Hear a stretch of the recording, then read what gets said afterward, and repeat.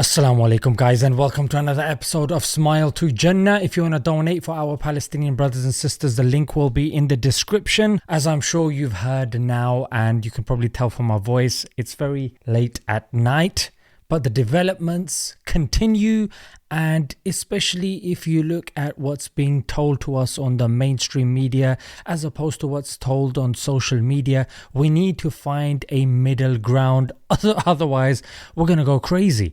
So Iran has attacked Israel. Now we are going to be pulled in so many different directions depending on which country you are from because of the interests of your government. Before we get into all that, let's deal with the facts. A couple of weeks ago, Israel attacked Iran's consulate in Syria, killing at least 7 people, and of them were a couple of very high-ranking officials. This, alongside what's going on in Gaza, meant Iran couldn't just sit and do nothing, otherwise their whole credibility and them being able to leverage what's going on in terms of the response of the Sunni world, which is absolutely zero, they decided to attack. Now, the way the media is going to play this out is, oh, it's an attack. Whoa, it's... No. Iran told America what they were going to do, and America told Israel what was going to happen. That's the first thing, yeah? Iran made it clear that this is a retaliation attack, and they have released on X saying, and quoting the UN Article 51, that it was self-defense, and saying, that's it. We don't want to escalate this. You guys asked for it and we delivered. Consider the matter concluded. Now, regardless of all that, this is the first country since Iraq that was ruled by Saddam that attacked Israel. So this is pretty big, and based upon what's going on in Gaza, you don't have many people that are sympathizing with Israel. However, the fact that the Sunni world hasn't necessarily done anything significant materialistically, Jordan is one of the countries that is assisting Israel with shooting down Iranian artillery. That hasn't stopped Iran, as it started with firing drones and now it's gone to its ballistic missiles. The mainstream media, including Al Jazeera, hasn't reported that any have got through. However, the Quds News Network has. And if you look on X, it's all over.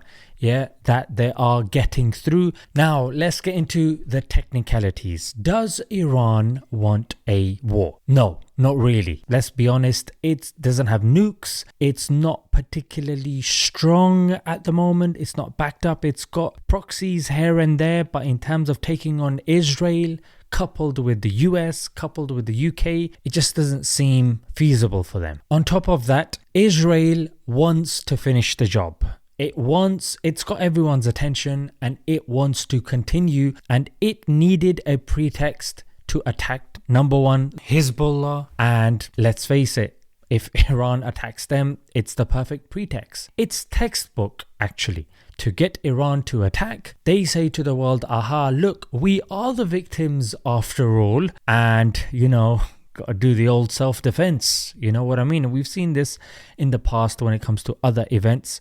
One thing has happened to a particular country and they have retaliated by bombing numerous countries as a response to that. Now, that also being said, this is eerily coinciding with the whole red heifer prophecy, which is that Israel wanted things to escalate so they could facilitate the building of the third temple. Countries like the UK will naturally be hyping it up because it justifies their support for Israel, because obviously they're helping them out. And the United States wants this to be hyped up because then it can swoop in and say, hey, let's stop this, yeah?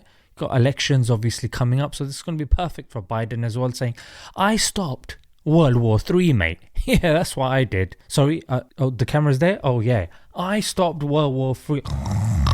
For those people saying these people are against our way of life. Wait, Iran has told you that its consulate was attacked.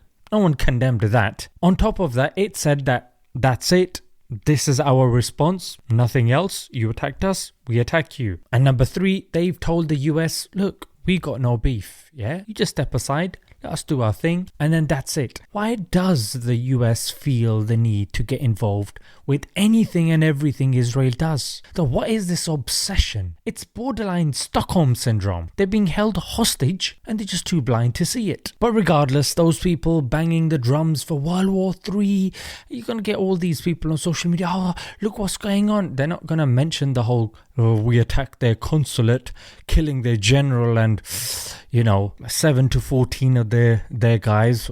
Oops. They're not going to mention that. They're going to use this to beat the drums of World War III and drum up more support. Don't fall for that nonsense. It's not World War III. Yes, things will escalate and yes, things will become a bit tricky, but World War III, that's a bit excessive. For now, let's leave it there. I'm going to take a nap and I'll see you guys tomorrow. Assalamu alaikum.